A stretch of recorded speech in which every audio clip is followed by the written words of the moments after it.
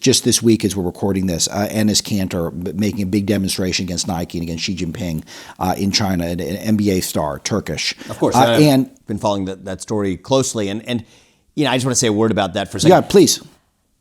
I respect him for what he's doing because it is a lot harder to take that personal risk than it is to bend the knee during our national anthem when everybody else is doing it.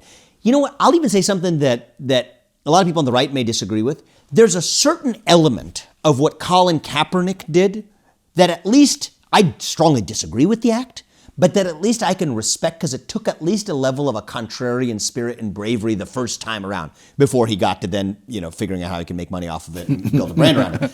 The first time that that's a chicken and egg thing. That's a chicken and egg thing. That's a chicken and egg thing, and he was already kind of a declined player. But there's some element of somebody who's going to stand up to the system and take a personal risk while doing it. That narrow element of it, I can respect. Yeah. But the irony is that today there couldn't be a more conformist thing to do than to kneel or turn your back during the national anthem while all your other teammates are doing the same thing in a culture and a media that celebrates you for doing it. That's conformism.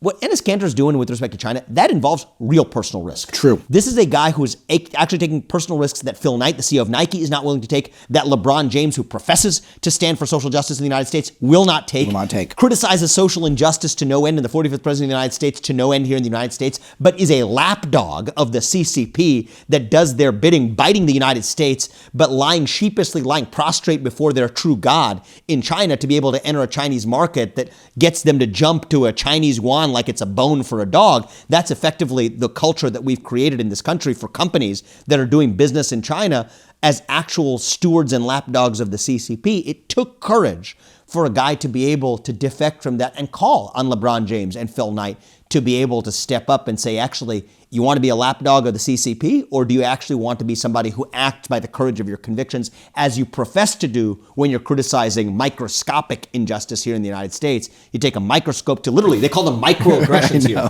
for a reason, while ignoring the actual macroaggressions in China. So I like what he's doing.